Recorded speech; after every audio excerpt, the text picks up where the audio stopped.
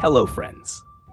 Imagine a world where knowledge is no longer confined to dusty monasteries, where curiosity is not a sin but a virtue, and where man is not just a fragile soul awaiting divine judgment, but a creature of immense potential. This was the world the Renaissance sought to create, and at its heart was a movement that changed everything: humanism. Now, I know what you're thinking. Humanism? Sounds like a philosophy lecture. But trust me, this is where things get interesting. You see, before the Renaissance, much of Europe was wrapped in a mindset where the church dictated nearly every aspect of life. The Middle Ages weren't necessarily dark, but let's just say they weren't too keen on questioning divine authority. That changed when scholars started looking back, not to theology, but to the wisdom of the ancients. Enter Francesco Petrarch, often called the father of humanism. Petrarch had a bit of an obsession with ancient Rome. While others saw the past as something buried, he saw it as a treasure chest waiting to be reopened.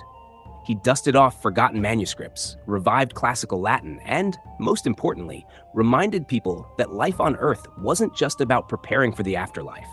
It was about seeking knowledge, experiencing beauty, and understanding the human experience.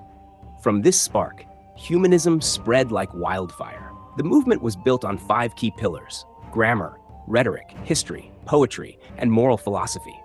But it wasn't just about studying old texts. Renaissance humanists believed education should create well-rounded individuals, people who could think critically, write persuasively, and engage with the world. One of the biggest shifts was how people viewed humanity itself. Medieval thought often emphasized mankind's sinful nature, but humanism? It flipped the script. Humans were seen as capable, creative, and even divine in their potential. This idea echoed through the works of Leonardo da Vinci, who argued that studying history made better citizens, and Pico della Mirandola, who boldly declared in his oration on the dignity of man that humans were not bound by fate, but had the freedom to shape their own destinies. This new outlook transformed art, literature, and even politics. Take Renaissance artists, for example. They didn't just paint religious icons floating in golden heavens. They painted people, real, expressive, and beautifully flawed. Think of Michelangelo's David, not just a biblical figure, but a symbol of human strength and intellect.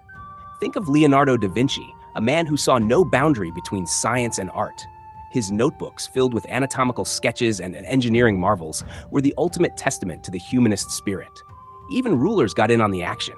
Niccolo Machiavelli, though not exactly a poster child for morality, was a product of humanism too. His book, The Prince, wasn't about divine right. It was about strategy, power, and the very human nature of politics. But here's the thing. Humanism wasn't just about admiration for the past. It was about using that knowledge to build something new. Universities expanded, literacy rates soared, and the printing press spread ideas faster than ever before. Humanism laid the foundation for the modern world, encouraging a spirit of inquiry that would eventually lead to the scientific revolution, the Enlightenment, and beyond. And speaking of shaping the future, there was one family that took these ideas and ran with them.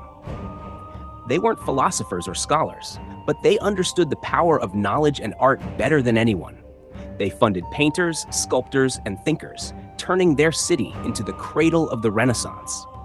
Their name? The Medici. But that, my friends, is a story for our next walk.